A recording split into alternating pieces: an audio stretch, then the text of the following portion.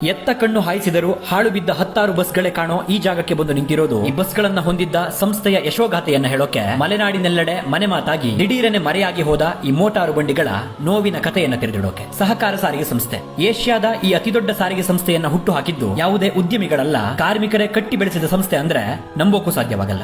80ರ ದಶಕ ಬೈಕ್ಗಳು, ಕಾರು ಮತ್ತು ಜೀಪುಗಳನ್ನ ಸಾಮಾನ್ಯರು ಹೊಂದೋದು ಕನಸೇ ಆಗಿದ್ದ ಕಾಲವದು. ಕೆಲವರು ಎತ್ತಿನ ಗಾಡಿ, ಸೈಕಲ್, ಮೋಟಾರ್ ವಾಹನಗಳಲ್ಲಿ ಪ್ರಯಾಣ ಮಾಡುತ್ತಿದ್ದರೆ ಹಲವರು ಪಾದಯಾತ್ರೆಯನ್ನೇ ನಂಬಿಕೊಂಡು ಸಾಗಿದ್ದು. ಆಗಲೇ ಅಂದ್ರೆ 1980ರ ಹೊತ್ತಿಗೆ ಶಂಕರ್ ಮೋಟಾರ್ಸ್ ಎಂಬ ಸಾರಿಗೆ ಸಂಸ್ಥೆ ಆರಂಭವಾಗುತ್ತೆ. ಈ ಮಲೆನಾಡಿನಲ್ಲಿ ತನ್ನ ಬಸ್ಸುಗಳನ್ನ ರಸ್ತೆಗಿಳಿಸಿ ಅಲ್ಲಿಂದ 11 ವರ್ಷಗಳ ಕಾಲ ಸಾರಿಗೆ ಸೇವೆಯನ್ನ ನೀಡಿ 1991ರ ಹೊತ್ತಿಗೆ ಆರ್ಥಿಕ ಸಂಕಷ್ಟಕ್ಕೆ ಒಳಗಾಗಿ ತನ್ನ ಕಾರ್ಮಿಕರಿಗೆ ಸಂಬಳವನ್ನು ನೀಡಲಾಗದ ಸ್ಥಿತಿಗೆ ಬಂದು ತಲುಪುತ್ತೆ. ಆಗಲೇ ಇದೇ ಸಂಸ್ಥೆಯಲ್ಲಿ ದುಡಿಯುತ್ತಿದ್ದ 123 ಜನ ಕಾರ್ಮಿಕರು ತಮಗೆ ಬರಬೇಕಿದ್ದ 12 ಲಕ್ಷ ಹಣದಲ್ಲಿ ಅದೇ ಸಂಸ್ಥೆಯ 6 ಬಸ್ಸುಗಳನ್ನು ಕೊಂಡುಕೊಂಡು ಕಾರ್ಮಿಕರೇ ಸೇರಿ ಹುಟ್ಟು ಹಾಕಿದ ಸಂಸ್ಥೆಯೇ ಈ ಸಹಕಾರ ಸಾರಿಗೆ ಸಂಸ್ಥೆ. ಮಾರ್ಚ್ 8, 1991ರಿಂದಲೇ ಶುರುವಾಗುತ್ತೆ ಈ ಸಂಸ್ಥೆಯ ಯಶೋಗಾಥೆ. ಈ ಬಸ್ಗಳು ಅದೆಷ್ಟೋ ಜನರನ್ನ ಕುಗ್ರಾಮಗಳಿಂದ ಪ್ರತಿನಿತ್ಯ ನಗರಗಳಿಗೆ ಹೊತ್ತು ತರ್ತವೆ. ಮಲೆನಾಡು ಮತ್ತು ಕರಾವಳಿಯ ನರನಾಡಿಯಾಗಿ ಜನಮಾನಸದಲ್ಲಿ ಬೆರೆತು ಹೋಗ್ತವೆ. ಆದರೆ ಸುದೀರ್ಘ 28 ವರ್ಷಗಳ ಕಾಲ ಸಾರಿಗೆ ಸೇವೆಯನ್ನು ಸಲ್ಲಿಸಿದ 6ರಿಂದ ಶುರು ಮಾಡಿ 76 ಬಸ್ಗಳವರೆಗೂ ಬಂದು ನಿಂತಿದ್ದ ಈ ಸಂಸ್ಥೆ 2019ರ ಹೊತ್ತಿಗೆ ದಿಢೀರನೆ ನಷ್ಟಕ್ಕೊಳಗಾಗುತ್ತೆ. ಅದಕ್ಕೆ ಕಾರಣ ಮತ್ತಷ್ಟು ಖಾಸಗಿ ಸಂಸ್ಥೆಯ ಬಸ್ಗಳು ಹುಟ್ಟಿಕೊಂಡಿದ್ದು, ಆಟೋ ಟ್ಯಾಕ್ಸಿಯ ಜೊತೆಗೆ ಹಲವರು ಸ್ವಂತ ವಾಹನವನ್ನ ಹೊಂದಿದ್ದು ಒಂದಾದರೆ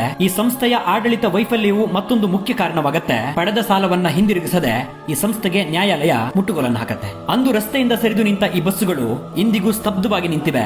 ನಮ್ಮ ಬಸ್ಸು ಅನ್ನೋ ಭಾವನೆಯನ್ನ ಅದೆಷ್ಟೋ ಜನರಲ್ಲಿ ಮೂಡಿಸಿದ್ದ ಈ ಬಂಡಿಗಳು ತುಕ್ಕು ಹಿಡಿದು ನಾಶವಾಗುತ್ತಾ ಬಂದಿವೆ. ಈ ಪಾಳು ಬಿದ್ದ ಪ್ರತಿ ಬಸ್ಸುಗಳನ್ನ ನೋಡುತ್ತಾ ಹೊರಟ ನನಗೆ ಒಂದೊಮ್ಮೆ ನನ್ನ ಶಾಲಾ ಕಾಲೇಜಿನ ದಿನಗಳು ನೆನಪಾಗಿತ್ತು. ನನ್ನಂತಹ ಅದೆಷ್ಟೋ ವಿದ್ಯಾರ್ಥಿಗಳ ಪ್ರಯಾಣ ಈ ಹಸಿರು ಬಸ್ಗಳಲ್ಲೇ ಸಾಗಿತ್ತು. ಸಮಯಕ್ಕೆ ಸರಿಯಾಗಿ ಹಾಜರಾಗುತ್ತಿದ್ದ ಈ ಬಸ್ಗಳು ದಿಢೀರನೆ ಸಂಚಾರ ನಿಲ್ಲಿಸಿ ಮತ್ಯಾವತ್ತಿಗೂ ನಮ್ಮೂರುಗಳ ಕಡೆ ಸುಳಿಯಲೇ ಇಲ್ಲ. ಪುನಃ ಆರಂಭವಾಗುವ ವದಂತಿಗಳು ಹಬ್ಬಿದರೂ ಕೂಡ ಅದಿಂದಿಗೂ ನಿಜವಾಗಿಲ್ಲ. ಕಷ್ಟ ಸಾಧ್ಯ ಅನ್ಸತ್ತೆ ಪ್ರಯತ್ನಿಸೋದು ಈ ಸಂಸ್ಥೆಯನ್ನ ಪುನಃ ಆರಂಭಿಸೋಕೆ.